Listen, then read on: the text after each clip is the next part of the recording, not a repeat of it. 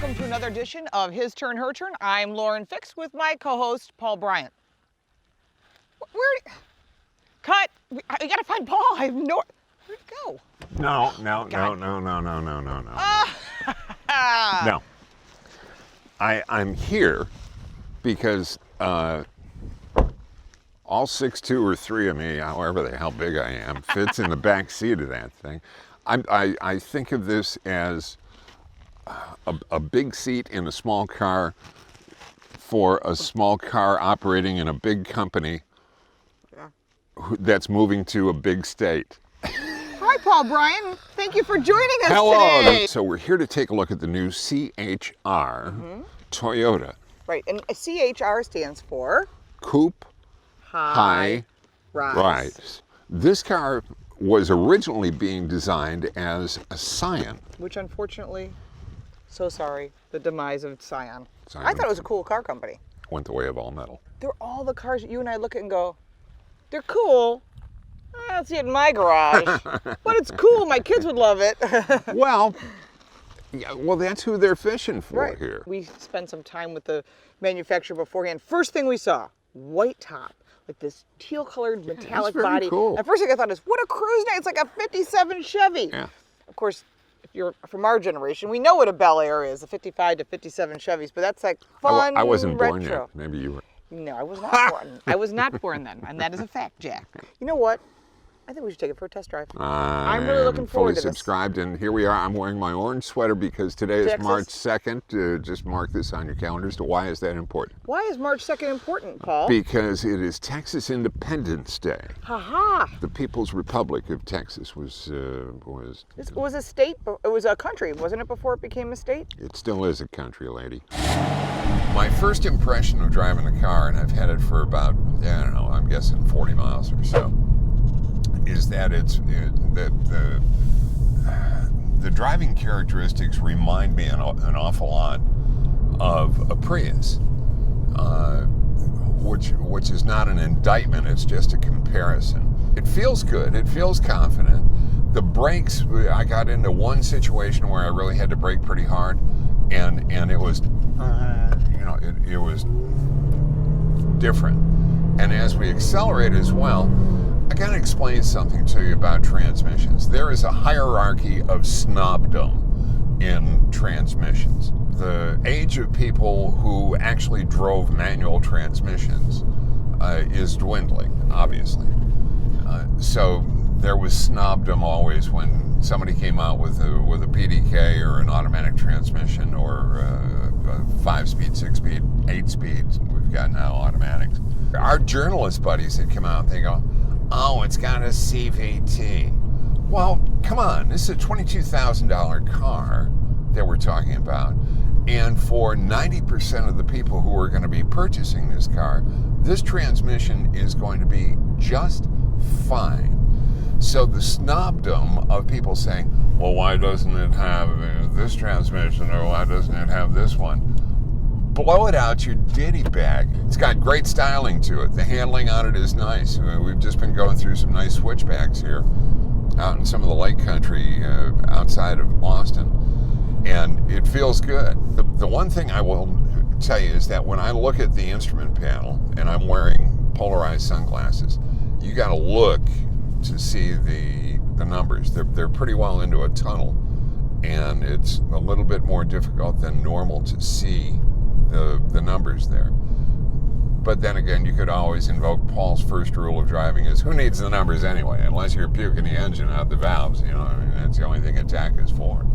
And the speed is relative to whatever you can handle on the road that you're on. And the car is handling very competently. I like this. They did a lot of testing of the car in the Nürburgring. Why? I don't know. I think it's because the chief engineer really likes driving the Nürburgring. Hell, if I had a way to go to the Nürburgring and do my job, I would do that. Oh, wait. We do have that as part of our job. All right, so you got my take on the barbecue, but we have the barbecue expert, Mr. Paul Bryant. Actually more of a chili expert than a barbecue expert, but very much a barbecue appreciator. So we are back in Texas where men are men and the sheep are sometimes nervous. And And the cows are obviously nervous when we come to town. Why is that, Paul? Because of this. Because of Now you like it extra fatty. Yeah, I do. Yeah, that's really good. But this is if the iron works.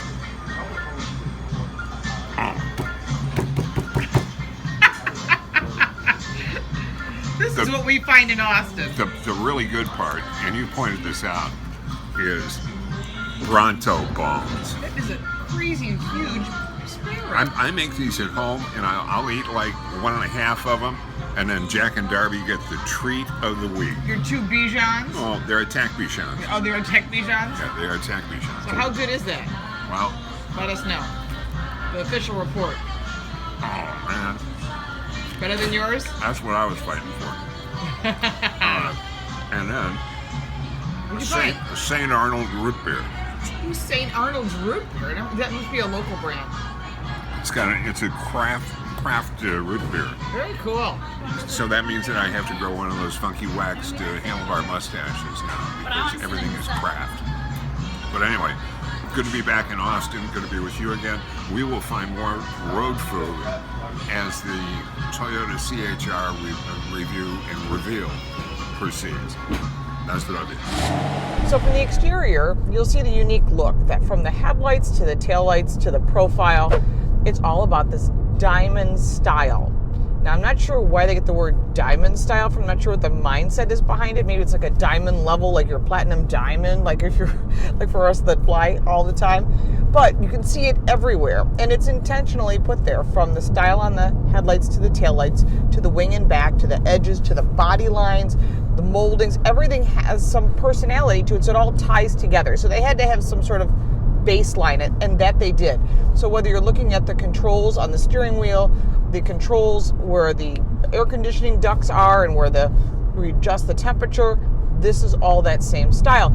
Even as much as the overhead dome up here has that same style. So I give them a lot of credit for carrying that through. One thing I thought was really cool, very millennial, I'm sure my daughter would be like, come on, Mom. But if you look at there's embossed on the headliner of diamonds. And then also you'll see it again on the door panels, which unfortunately, as you can hear, are plastic. What about visibility? You can see at the back. You can see right back here. There's typical of like a coupe style rear visibility. I think it's pretty good. It's got good side mirrors that you can adjust. The rear view mirrors, not for makeup or whatever you're cleaning out of your teeth. It is for what's behind you. Seating. There's 2 bucket seats in the front. Typically on bucket seats, I get pretty good support.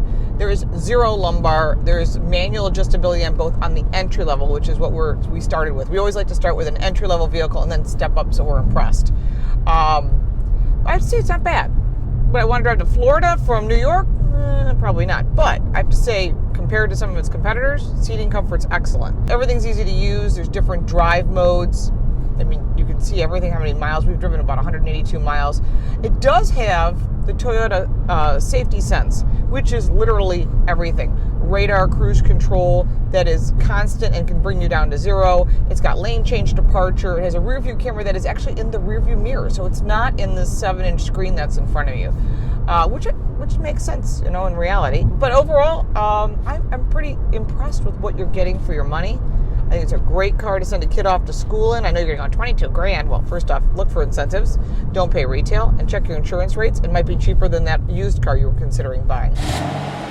What are you eating, Paul Bryan? Gas station edition.